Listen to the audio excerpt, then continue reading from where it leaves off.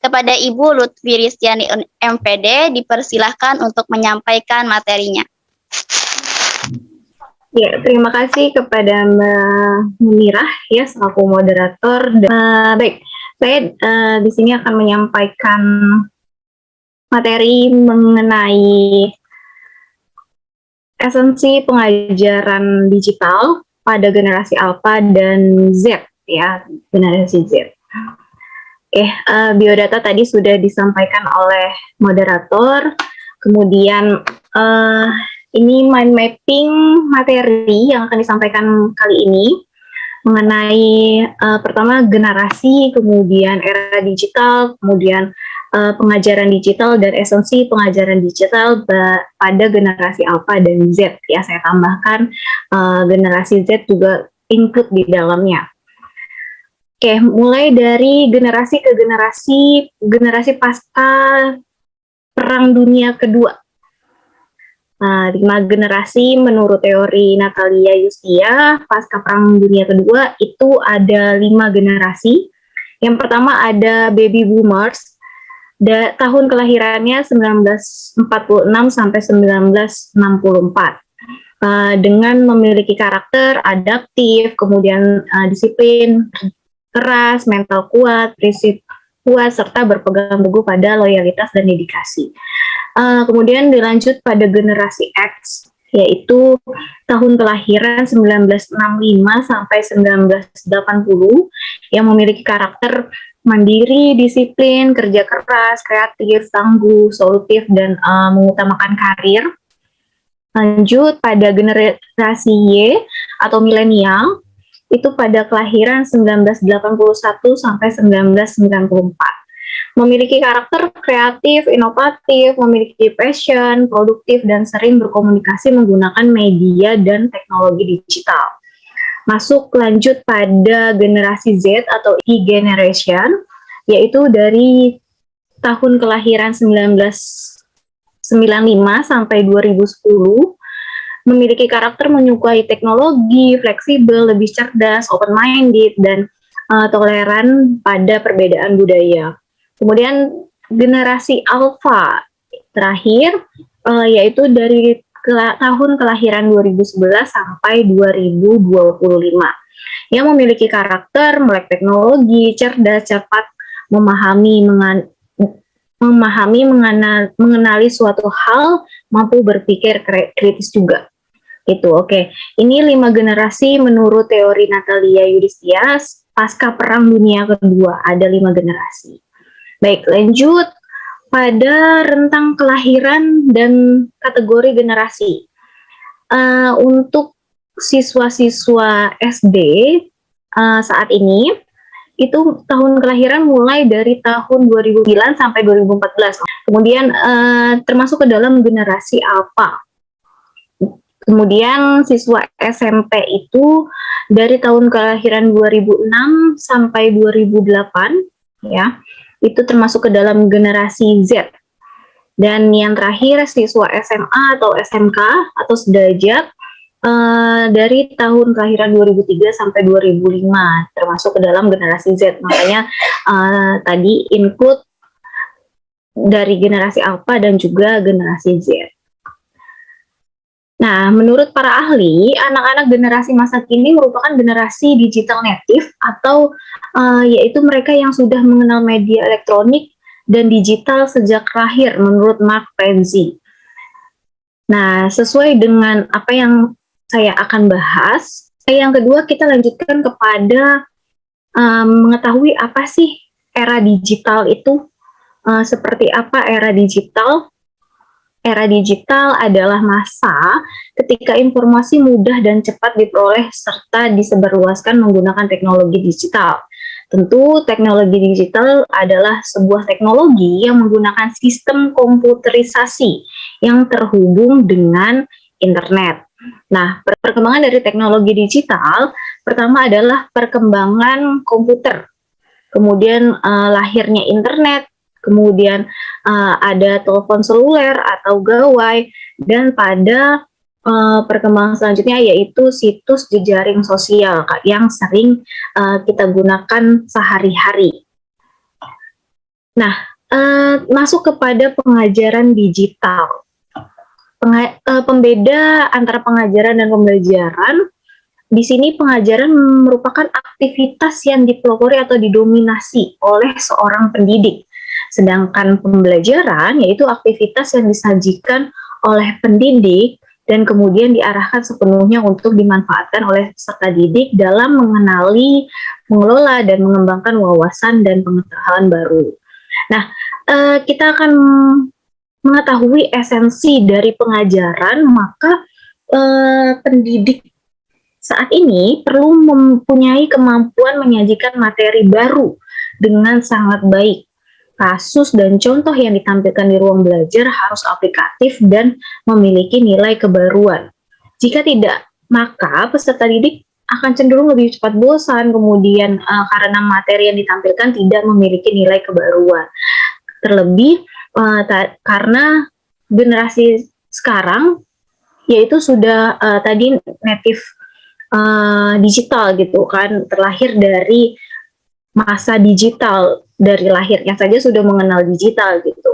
Nah, sehingga generasi-generasi ini haus akan nilai kebaruan gitu, apa yang mereka belum dapat dari sebelumnya. Jadi kalau yang guru masih menggunakan metode-metode lama, itu akan ditinggalkan atau siswa malah lebih cenderung pasif, kemudian bosan, dan malah tidak mau mendengarkan gurunya, atau bahkan ada yang sering keluar masuk kelas seperti yang tadi disampaikan oleh pemateri pertama. Nah, lanjut pada pengajaran digital, dari kemajuan di bidang teknologi informasi dan komunikasi memungkinkan rentang jarak antar pendidik serta peserta didik saling berkomunikasi melalui berbagai jejaring sosial. Komunikasi semacam ini tentu tidak terjadi pada 10 dan 20 atau 20 tahun lalu ya. Kemudian perkembangan yang sedemikian pesat ini merubah arah pendidikan yang dulu sebatas education menjadi edutainment. Kedua pendekatan ini secara esensial tidaklah merubah hakikat proses kegiatan belajar mengajar di kelas, namun dalam sisi lain terdapat perbedaan dalam perencanaan, kemudian strategi dan teknik, dan juga metode pengajarannya. Nah, di sini tadi ada edutainment, mungkin yang belum memahami, yaitu pendidikan yang menjadi hiburan dan hiburan yang menjadikan pendidikan. Dengan edutainment, proses pendidikan akan semakin menarik dan menghasilkan lulusan yang semakin berkualitas. Seperti yang saat ini ya, yang sering dilihat banyak konten yang berisikan pendidikan ataupun hiburan di dalamnya yang berisikan juga pendidikan. Nah, generasi-generasi Alpha dan Z ini sangat menyukai akan hal itu. Jadi pengajaran yang hanya dikte di kelas, kemudian penghafalan, kemudian tidak ada pengaplikasian atau dikaitkan dengan kehidupan yang sekarang, dengan pembaruan-pembaruan yang dekat dengan dunia mereka, seperti misalnya mereka sekarang lagi dekat dengan aplikasi TikTok gitu, atau aplikasi-aplikasi lainnya yang guru tidak tahu happening apa yang sedang mereka tahu di dunia mereka yang sedang mereka happening nih gitu. Guru yang tertinggal untuk pembaruan seperti itu yang menjadikan mereka ibu bapak mengajarnya kuno nih, kalau misalnya kritis mereka gitu, dari kritik mereka dari generasi-generasi Alpha ataupun Z ini, ataupun Irregeneration. Nah, digital di dunia pendidikan masuk kepada digitalisasi hampir semua perangkat di dalam kegiatan pendidikan. Ya, mulai dari internet dan media elektronik sekarang sebagai sumber ilmu dan bahkan pusat pendidikan. Kalau dulu kita guru sebagai pusat atau yang ditunggu, sumber ilmu yang ditunggu oleh siswa, namun kini sekarang internet dan media elektronik itu sebagai sumber dan juga pusat pendidikan menurut mereka gitu. Karena untuk informasi mereka dengan cepatnya generasi Alpha dan Z ini mendapatkannya gitu. Jadi tidak perlu menunggu guru atau bahkan guru terkesan hanya mencatat, kemudian mendikte, dan juga menghafal seperti itu. Hasilnya para siswa bisa menguasai pengetahuan yang belum dikuasai oleh guru. Kalau guru tertinggal materi yang akan dikaitkan dengan kehidupan atau dunia dekat mereka sehari-hari gitu, yang happeningnya di dunia mereka. Kemudian guru yang hadir kini dengan penampilan masa lalu atau ya seperti yang tadi saya jelaskan, hanya mendikte, menghafal, kemudian menulis, mencatat gitu. Nah, maka menjadikan siswa malas dan berinteraksi di sekolah. Itu yang membuat, karena mereka sudah mempunyai bekal di gawainya masing-masing, dengan gawainya masing-masing handphone, mereka bisa mengetahui apapun dengan sekali ketikannya mereka gitu. Ingin mengetahui apa sih itu pendidikan, nah mereka tinggal baca aja misalnya seperti itu, atau artikel mengenai apa yang sedang happening menurut mereka. Mereka tinggal dengan jemarinya, ujung jemarinya itu sudah bisa mendapatkan informasi tersebut. Nah, pendidik kini harus mampu menampilkan sikap adaptif dengan keadaan yang sekarang gitu, dengan momentum si anak sekarang yaitu serba digital itu gitu. Kemudian momentum ini akan menjadi lecutan terbaik untuk meningkatkan pengetahuan, wawasan, dan kecakapan atau skill siswa. Seperti tadi yang disampaikan oleh pemateri yang kedua, menyajikan gambar, kemudian kita bisa menggali wawasan, kecakapan mereka, kemudian skill mereka apa nih dari solution dari problem tadi, kemudian kita bisa tahu nih, skill anak ini seperti ini, dan lain sebagainya itu. Jadi digitalisasi di dunia pendidikan itu memang sudah tidak bisa terelakkan ya, apalagi dari 5 tahun terakhir ini, dan terlebih pada saat pandemi,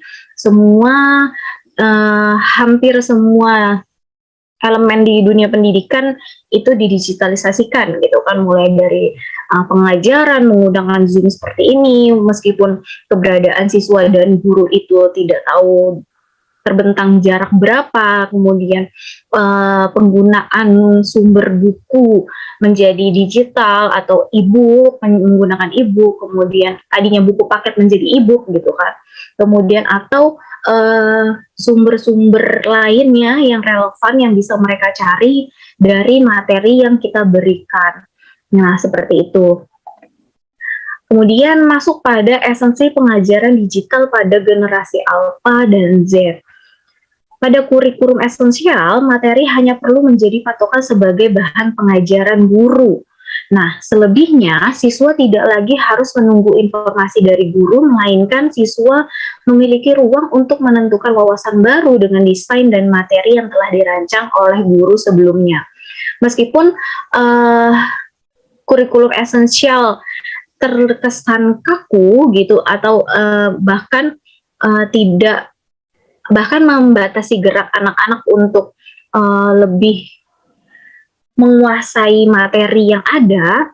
Nah, di sini pembiasaan belajar secara mandiri tetap perlu dukungan dan arahan oleh seorang pendidik atau guru.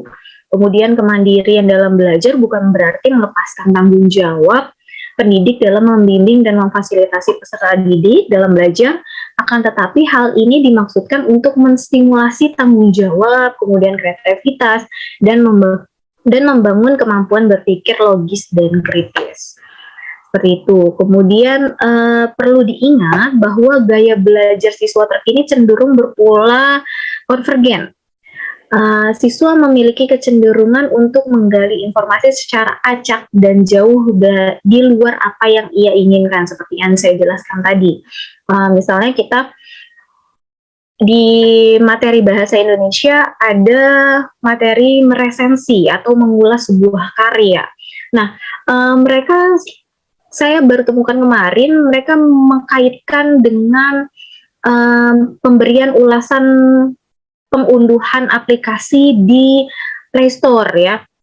Seperti misalnya Bu saya download game kemudian ada rating, ada bintangnya gitu pemberian rating dan memberikan ulasan penilaian itu sama Bu tidak Bu seperti resensi gitu. Nah, itu kan berarti pengaitan mereka dengan dunia digital tuh juga dengan materi dengan dunia digital itu ternyata mereka menyambung juga gitu dengan yang ada di dunia mereka sekarang gitu atau mungkin apalagi sekarang seperti shopping di Shopee atau di Lazada atau dan lain sebagainya e-commerce.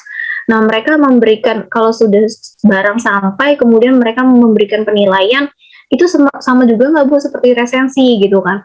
Nah, esensinya sama gitu kan. Tetapi untuk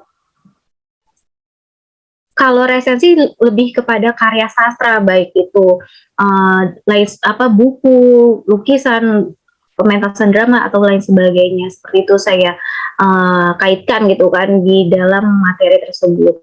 Nah, perlu diperhatikan gaya belajar siswa di era digital ini bukan saja meneliti dan mengamati objek yang hanya ada di ruang kelas. Nah, tadi yang seperti saya sampaikan, kenapa bisa siswa tersebut mengaitkan dengan mengulas aplikasi atau mengulas bahan belanjaan karena tidak hanya bukan cuman untuk meneliti dan mengamati objeknya yang ada di dalam ruang kelas, akan tetapi mereka juga terbiasa menyimpan dan mengumpulkan berbagai informasi yang diperoleh dari ruang-ruang selain ruang kelas. Selain itu, siswa di era milenial juga atau milenial atau alpha atau generasi Z ini juga terbiasa mengungkapkan pengetahuannya secara langsung tanpa perlu dikonsep atau dipersiapkan terlebih dahulu seperti siswa-siswa pada masa sebelumnya.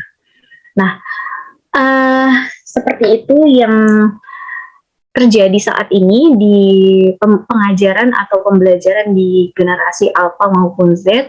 Nah, selanjutnya pada penggunaan media dan perangkat yang tepat sesuai dengan usia dan perkembangan anak. Anak usia yang pertama, anak usia 2-3 tahun itu hal yang perlu dikembangkan adalah motorik dan sensorik anak sehingga perlu lebih banyak gerak dan bergerak dan mengindra seperti melihat, mendengar, meraba, mengecap, dan merasa. Kemudian lanjut pada anak usia 4-7 tahun, itu hal yang perlu dikembangkan adalah motorik halus, kemudian dan pemahaman konsep-konsep dasar. Untuk itu, anak butuh kegiatan yang bertujuan meningkatkan keterampilan tangan dan jari-jari, serta banyak diajak berkomunikasi dua arah. Hal yang perlu dilakukan di dalam pengajaran yaitu memanfaatkan program atau aplikasi yang mendidik terkait dengan kesiapan sekolah, misalnya pengenalan huruf, angka, dan pengetahuan dasar. Kemudian membahas persamaan dan perbedaan antara pada tokoh favorit yang dilihat melalui media dengan tujuan meningkatkan keterampilan, membedakan hal yang buruk dan baik, dan lain sebagainya. Kemudian dan yang terakhir, memanfaatkan program atau aplikasi yang mengajarkan perilaku berteman serta menghargai perbedaan dan keanekaragaman yang ada. Selanjutnya, yang ketiga, anak usia 8-12 tahun, hal yang perlu dikembangkan adalah kemampuan berpikir, belajar, dan interaksi sosial. Nah, hal yang perlu dilakukan dalam pengajaran yaitu memanfaatkan program atau video yang menunjukkan berbagai pengalaman positif yang menstimulasi imajinasi. Kemudian mendiskusikan perilaku baik dan tidak dari karakter tokoh di media yang terkenal, yang mereka kenal. Kemudian menghindari tayangan program yang menampilkan kekerasan, antisosial, dan juga perilaku negatif lainnya. Nah, masuk pada anak usia 13-18 tahun. Nah, di sini hal yang perlu dikembangkan adalah dalam hal identitas diri, kemandirian, dan interaksi sosial yang lebih luas. hal yang perlu dilakukan saat pengajaran yaitu memanfaatkan media blog atau berbagai macam artikel untuk melatih anak menuangkan ide-idenya dan membimbing mereka untuk terbiasa menulis bukan hanya membaca. Kemudian mengajak anak berpikir kritis atas informasi yang diperoleh dan tidak menyebarluaskan informasi yang tidak jelas sumbernya atau hoax. Nah, anak-anak pada tahun anak usia usia 13 sampai 18 tahun ini perlu bimbingan akan hal tersebut. Kemudian memanfaatkan tayangan untuk memperluas wawasan, pengetahuan dan mendiskusikannya. Nah, anak seringkali lebih senang menyimak film. Nah, bisa ditayangkan film yang memiliki untuk memperluas wawasan, kemudian pengetahuan mereka, dan kemudian mendiskusikannya. Kemudian mengajak anak untuk mengeksplor lebih jauh minat dan bakatnya. Kemudian menanamkan etika berkomunikasi positif di media sosial, karena memang anak usia 13 sampai 18 tahun ini perlu bimbingan ketika berkomunikasi di media sosial, entah itu berkomentar antar temannya atau berkomentar pada selebriti atau lain sebagainya, atau mau mengomentari sebuah insiden dan lain sebagainya. Itu di Twitter biasanya banyak ya, di media Twitter itu komentar-komentar atau argumen-argumen yang mereka bebas gitu untuk menyampaikan apa yang mereka lihat, kemudian apa yang mereka pikirkan dan mereka tuangkan dalam ketikan tangan gitu. Kemudian memperhatikan pengaturan informasi pribadi dalam media digital, khususnya media sosial, seperti dalam penggunaan media sosial, anak-anak sering tidak paham penggunaan nama lengkap pada media sosial. Itu dapat berdampak buruk atau lain sebagainya, seperti penipuan atau bahkan pelecehan seksual dan lain sebagainya. Itu bisa dilihat atau dilacak dari berdasarkan hanya nama lengkap yang ada di sosial media. Dengan bermodalkan seseorang mengetahui nama lengkap, sekarang identitas lain manapun juga bisa terlihat gitu. Nah, sehingga perlu ada pengarahan dalam memperhatikan pengaturan informasi pribadi dalam media digital, atau bahkan untuk men-share suatu hal yang tidak seharusnya, seperti misalnya menjelekkan suatu instansi atau lain sebagainya. Atau anak-anak kan suka ada mungkin rasa kecewa terhadap instansi sekolahnya gitu, kemudian menjelekkan di media sosial. Itu juga kan perlu arahan atau bimbingan dari guru atau pendidik kita di dalam sekolah lebih tepatnya.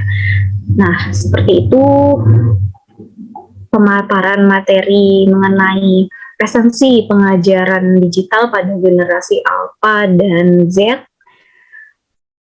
Nah, ini saya punya kata-kata, kini peranku hanya jembatan ilmu bagimu, karena sekarang sumber ilmu ada di ujung jemarimu. Nah, jadi yang seperti saya katakan tadi, anak-anak mau mencari apapun itu, ingin tahu apapun itu, tinggal ketik aja, dan itu ada di ujung jemarinya mereka gitu. Sekian, terima kasih. Saya kembalikan kepada moderator.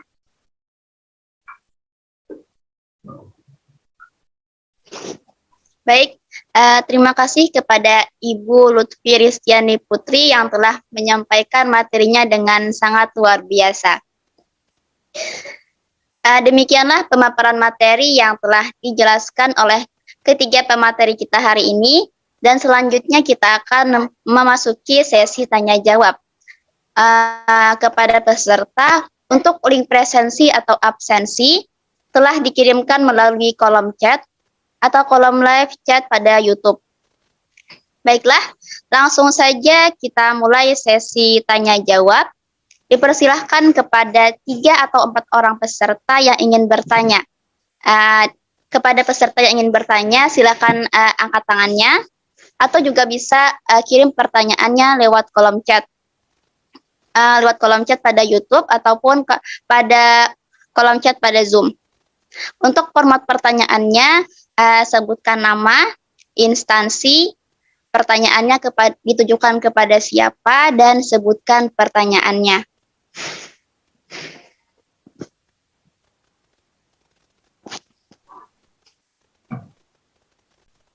Ya, silahkan kepada Bapak Joan Adinur, SPD. Sebutkan nama, instansi, pertanyaannya ditujukan kepada siapa, dan sebutkan pertanyaannya, Pak. Dipersilahkan kepada Bapak. Oke, baik. Terima kasih. Assalamualaikum warahmatullahi wabarakatuh. Insya Allah ke Ibu yang tadi yang terakhir pemateri ketiga. Jadi gini Bu, saya ingin bertanya, bagaimana cara kita mengajarkan ke anak-anak dengan mengadopsi tipe pembelajaran abad 21 yang menggunakan unsur-unsur TIPEK, tapi sementara di sekolah ada masalah tatib siswa yang melarang penggunaan masalah HP, sedangkan kalau kita menggunakan unsur-unsur TIPEK ini kan artinya anak-anak kan dituntut untuk bisa mencari secara menggoogling materi-materi, mungkin ada materi-materi yang tidak ada di bahan-bahan ajar kita secara googling secara langsung. Minta mohon penjelasannya Bu, masukannya Bu. Oke, baik Bapak. Bisa langsung dijawab Bu. Oke, untuk penggunaan iptek ya pada siswa terkendala oleh instansi yang misalnya melarang penggunaan iptek atau digital atau by phone atau gawai ya, handphone. Saya rasa tergantung bagaimana penyampaian kita kepada instansi kita gitu. Terlebih siswa di dalam kelas itu sudah menjadi istilahnya menjadi hak milik kita gitu. Maksudnya kita bebas untuk menggunakan media apapun saat pembelajaran, kemudian dengan diawali oleh perjanjian antara guru dan siswa. Saya ketika sebelum pembelajaran dimulai, awal tahun pembelajaran atau siswa baru saya masuk di dalam kelas, itu selalu membuat kontrak belajar di mana di dalamnya salah satunya adalah penggunaan gawai boleh ketika saya memperbolehkan untuk pembelajaran, untuk proses pembelajaran gitu. Nah, selebihnya jika saya tidak memerlukan kalian memainkan gawai, tidak boleh dipergunakan gitu. Nah, untuk misalnya ke bidang kurikulum ataupun ke kepala sekolah gitu, saya menyampaikan bahwa saya menggunakan media pembelajaran seperti ini, maka saya membutuhkan anak-anak untuk bisa dengan leluasa menggunakan gawai dengan pantauan saya sebagai guru pendampingnya atau guru pengajarnya di dalam kelas saat materi pembelajaran mata pelajaran saya, seperti itu Pak. Mungkin bisa ada negosiasi atau seperti apa penyampaian kepada pihak yang memperbolehkan siswa membawa gawai atau memainkan gawai di dalam kelas, seperti itu. Mungkin bisa sedikit atau ada diskusi lain Pak mengenai yang saya jabarkan tadi. Iya Bu, ya itu juga yang terkadang terkendala kita di sekolah kan, artinya lain padang lain belalang gitu Bu ya. Iya betul. Pada saat kita ingin melaksanakan begitu tergantung itu tatib itu tadi benturannya Bu. Makanya ini untuk ajaran baru ini kan apalagi di wilayah saya di Samarinda Kalimantan Timur, ini kan sudah wajib tatap muka full 100% Bu ya. Artinya tidak ada lagi yang enggak tahu nanti kalau kebijakan kedepannya lagi yang ada online atau tatap maya begitu. Karena gini, menurut saya terkadang tergantung, itu benar kata Ibu tentang ini apa, tentang aturan masing-masing di sekolah itu terkadang ada yang saklek, ada tidak, ya kan. Iya, betul. Tergantung kembali lagi kepada pimpinan kita. Iya, betul. Kadang kan kita kan karena gini, kadang pimpinan kita ini kan anggaplah produk lama Bu ya. Iya. Sedangkan kita ini produk baru, yang artinya jujur saja saya pribadi alhamdulillah baru lulus PPG angkatan 4 2021 tuh oleh LPTK kita malah dituntut.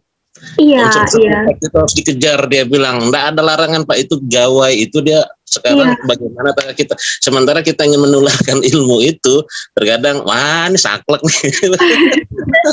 Ya karena kan memang sekarang digital itu sudah tidak bisa di sudah memang masuk di kita ya, sudah tidak bisa dihindari lagi gitu. Iya, jadi benar. kalau memang pandangan seperti itu ya memang ya itu termasuk ke dalam pandangan yang lama gitu.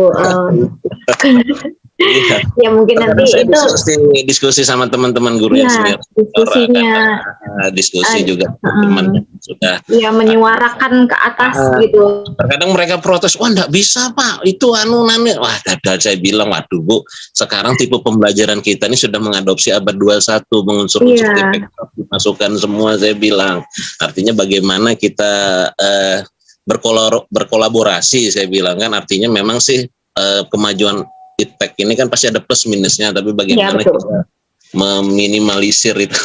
Iya betul. Iya itu. Oke, terima kasih sharingnya Bu. Itu terima kasih banyak Bapak. Ya. Silakan kembali moderator. Itu tadi jawaban dari Ibu Lutfi Ristiani.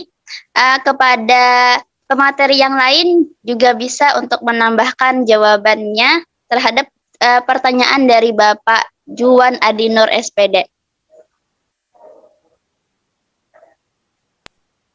Saya boleh menambahkan apa yang disampaikan Ibu Lutfi? Silakan. Ya, silakan Bu, Ibu Kristina. Ya, terima kasih untuk kesempatannya. Baik, apa yang disampaikan oleh Ibu Lutfi menurut saya juga sudah bagus, ya. Apalagi di zaman-zaman yang sekarang ini, teknologi itu tidak bisa kita hindari. Mungkin di samping itu, ketika sudah ada kesepakatan dengan guru-guru, kesepakatan dengan anak murid juga, sebelum kegiatan pembelajaran itu diadakan yang seperti tadi dibilang perjanjian, kontraknya seperti apa. Kalau saya 2008 ya, tahun 2008 saya sudah menerapkan itu. Jadi anak-anak murid ya nggak tahu juga ya, mungkin karena di sekolah swasta jadi mereka udah biasa menggunakan handphone ya. 2008 itu ketika saya mengajar bahasa Indonesia, saya mengajak mereka untuk membawa handphone ke kelas, ya. Waktu kalau ngajar di SD agak sulit, tapi ketika ngajar di SMP dan SMA, saya sudah menerapkan dengan hal yang seperti itu. Anak-anak diizinkan membawa gadgetnya. Setelah selesai, mereka mengadakan lagi yang namanya disimpan. Oke, disimpan di laci mereka atau di bagaimana di tempat mereka. Pokoknya boleh kelas gitu. Perjanjiannya nggak boleh dipakai lagi setelah pembelajaran selesai. Nah, ketika pembelajaran itu dilaksanakan, ternyata guru-guru yang lain juga responnya bagus. Oh iya, ternyata lebih mempermudah kita yang mengajar, lebih gampang gitu ya. Makanya jujur saja ketika tahun 2008 itu saya ingat-ingat lagi, dan kejadian yang sekarang-sekarang ini, apalagi terlebih dari pandemi ini, ternyata apa yang sudah pernah saya lakukan itu bisa kita jadikan hal baik untuk anak-anak kita di tempat yang lain, bisa menjadi motivasi juga. Kalau yang sekarang saya ngajar di SD, anak agak sulit diajak bersepakat, tapi setidaknya kita bisa komunikasi dengan orang tua murid, dengan sesama guru, kemudian kita bisa tunjukkan hal apa yang bisa kita dapatkan ketika anak-anak itu diizinkan 1 hari misalnya, 1 hari, cukup 1 hari. 1 hari itu kan cuma 2 jam misalnya mereka menggunakan itu, kemudian setelah mereka selesai menggunakan itu, kita tunjukkan ke guru-guru nih, ternyata nilai mereka ada perubahan loh. Malah di sini kita bisa jadikan PTK juga bisa gitu. Iya betul. Ketika kita belajar tanpa ada gadget, terus ketika mereka belajar dengan ada gadget, ada apa yang perubahannya? Cuma ya kembali lagi, anak-anak itu harus kita tekankan, yuk kamu tuh nggak boleh begini, harus dibatasin, harus begini, harus begini. Pokoknya intinya di kita sebagai guru, kemudian kerjasama sesama orang tua, sesama guru. Kemudian kalau ditanya Gimana kalau teman-teman kita kan produk lama gitu ya, produk lama. Saya 2008, saya anak paling muda sendiri di sekolah itu, senior-senior saya sudah jauh lebih tua, sudah lebih lama istilahnya mengajar. Bagaimana pendekatan kita kepada teman-teman kita yang sudah lebih senior, tanpa harus mengajarkan mereka, tanpa harus kita sok tahu gitu, tanpa harus kita menggurui mereka gitu, karena sejauh ini apa yang sudah saya laksanakan justru anak-anak itu malah senang gitu. Iya. Malah senang. Jadi setelah saya ngajar, saya ajak mereka, yuk sekarang ada loh game bareng gitu ya. Saya mungkin ada teman-teman yang kurang cocok dengan saya atau bagaimana, jadi kita pakai gadget sambil belajar. Kita pakai buat main game gitu ya. Kita duduk bareng nih main game. Kita kasih waktu 30 menit.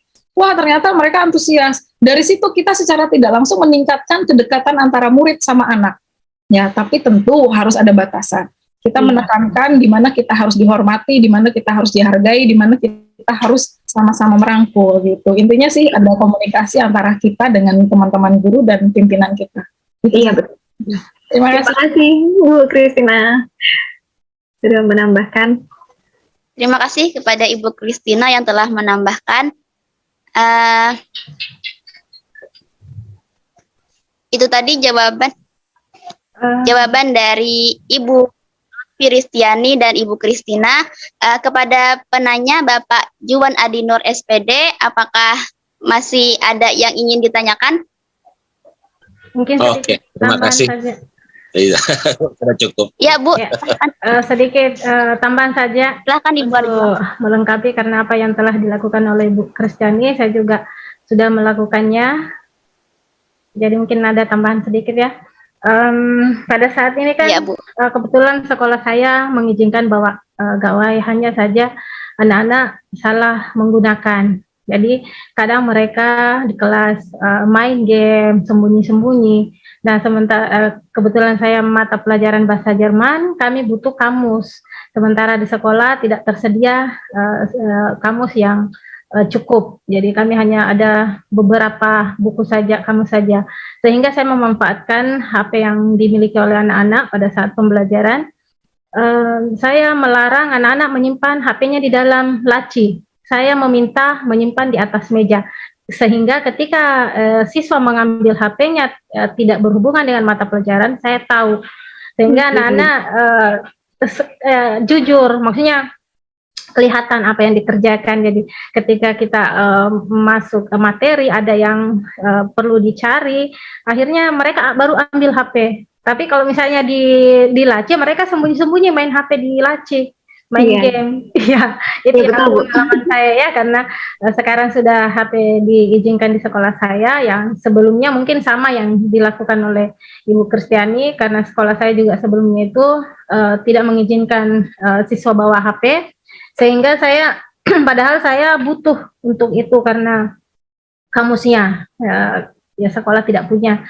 Akhirnya saya kerjasama dengan wali kelas dan meminta izin ke pimpinan tentunya untuk mengizinkan siswa bawa HP, tetapi pada saat jam pelajaran saja HP itu dipegang. Setelah itu dikembalikan ke wali kelas masing-masing, atau apakah ke saya, melalui saya membawa ke wali kelas. Nanti setelah ada mata pelajaran yang akan menggunakan HP lagi, baru diminta lagi, dikembalikan lagi ke anak-anak.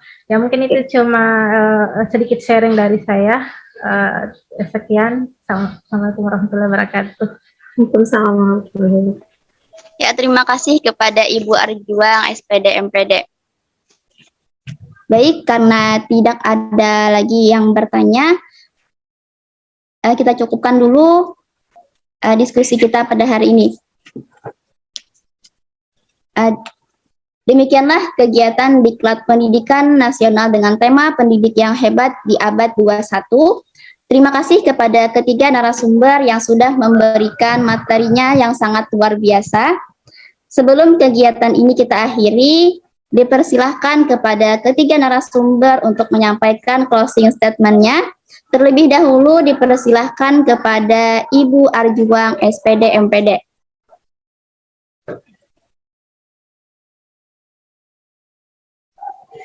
Dipersilahkan kepada Ibu.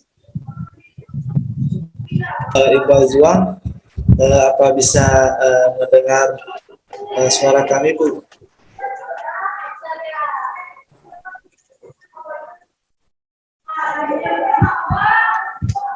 Bisa pindah dulu moderator ke narasumber yang kedua. Oke, langsung saja kita beralih kepada narasumber yang kedua, yaitu Ibu Christina MPD. Dipersilahkan kepada Ibu. Baik, terima kasih moderator yang baik, cantik, dan sabarnya luar biasa. Ya, Bapak Ibu guru yang hebat, hari ini bukan kesempatan yang dirancang sesuka hati kita, karena kebetulan narasumber hari ini jurusan Bahasa Indonesia semua.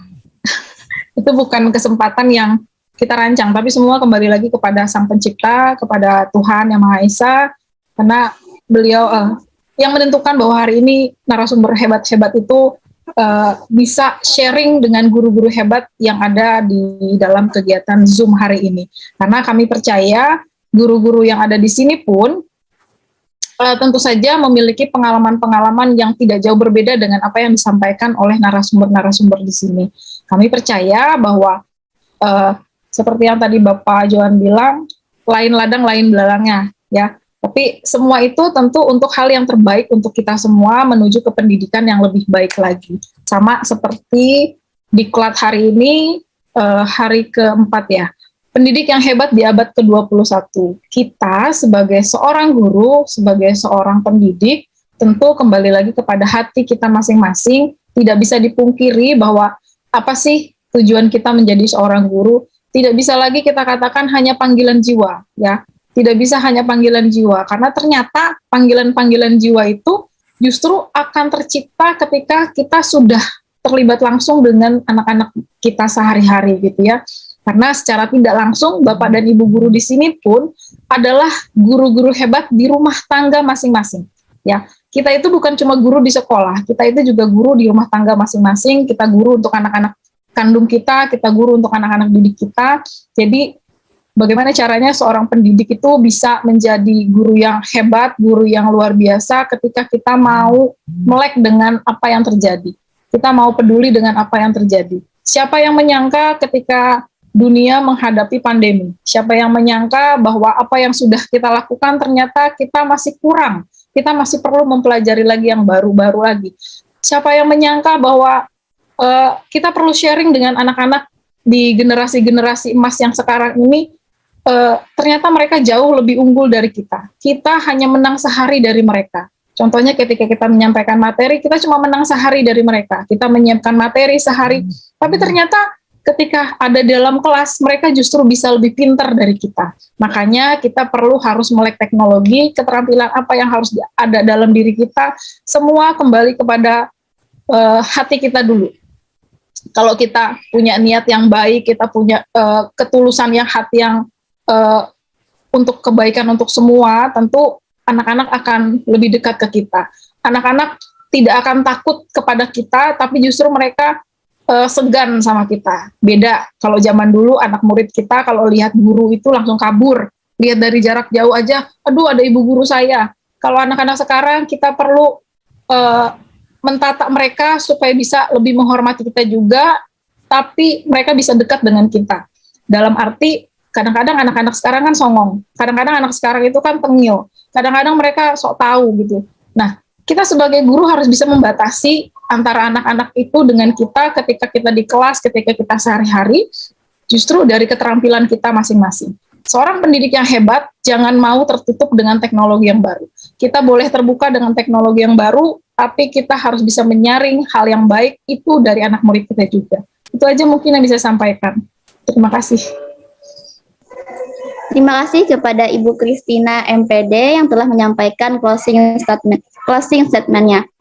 Kita lanjut kepada narasumber yang ketiga, yaitu Ibu Lutfi Ristiani Putri MPD. Untuk menyampaikan closing statement-nya, dipersilahkan.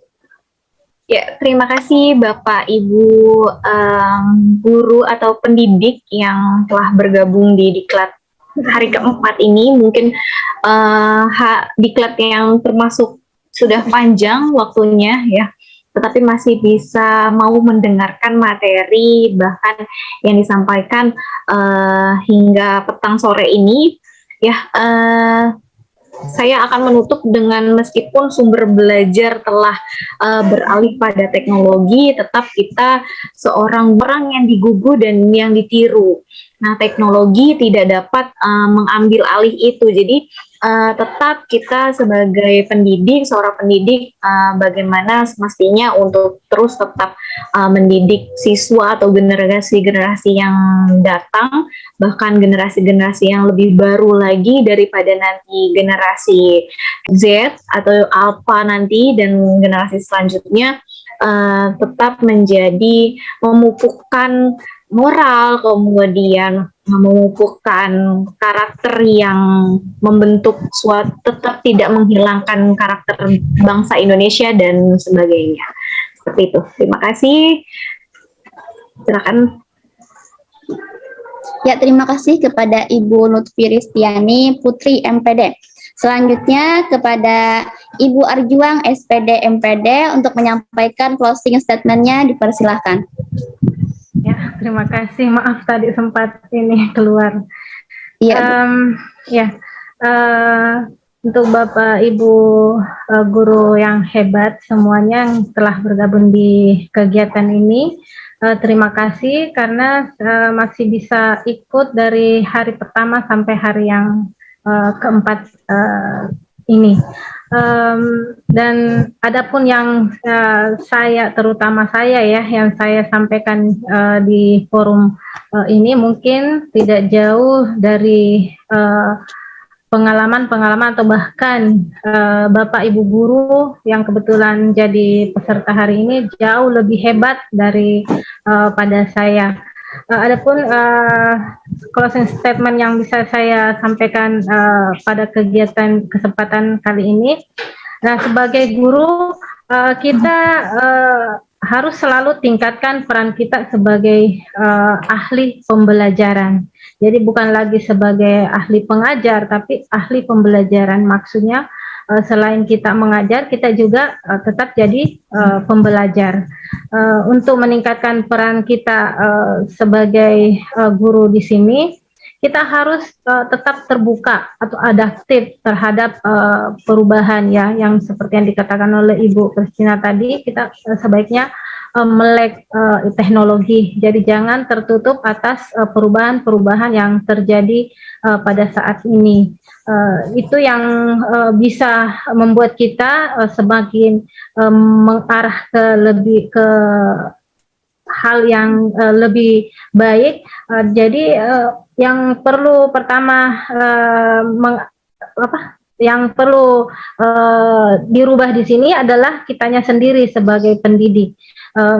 Sebelum kita merubah anak-anak yang kita didik di sekolah yang kita hadapi setiap harinya. Mungkin itu saja yang bisa saya sampaikan. Jangan lupa bahan itu kita berangkat dari hati ya. Terima kasih. Assalamualaikum warahmatullahi wabarakatuh. Terima kasih kepada ketiga narasumber kita yang telah menyampaikan closing statement-nya yang sangat luar biasa. Baik, Bapak Ibu semuanya, untuk kegiatan kita pada hari ini kita cukupkan sampai di sini. Semoga apa yang kita dapat pada kegiatan ini bermanfaat dan dapat mengamalkannya dalam kehidupan kita sehari-hari dan serta diridhoi oleh Tuhan Yang Maha Esa. Para hadirin sekalian, sekali lagi kami mengucapkan terima kasih kepada para pemateri dan juga seluruh peserta yang telah berpartisipasi dalam kegiatan Diklat Pendidikan Nasional pada hari ini. Akhir kata, saya Munirah selaku moderator pamit undur diri. Semoga kita dapat bertemu kembali dalam kegiatan Diklat Pendidikan Nasional selanjutnya. Kalau ada salah kata atau pelayanan kami yang kurang berkenan, mohon maaf yang sebesar-besarnya. Waktu yang mempertemukan kita, waktu juga yang memisahkan kita. Salam hangat dari kami, sampai jumpa. Wassalamualaikum warahmatullahi wabarakatuh. Waalaikumsalam warahmatullahi wabarakatuh. Selamat sore. Terima kasih Bu narasumber semuanya, ibu-ibu hebat. Ya, sama-sama Pak. Izin live Bu ya. Iya. Ya. Ya.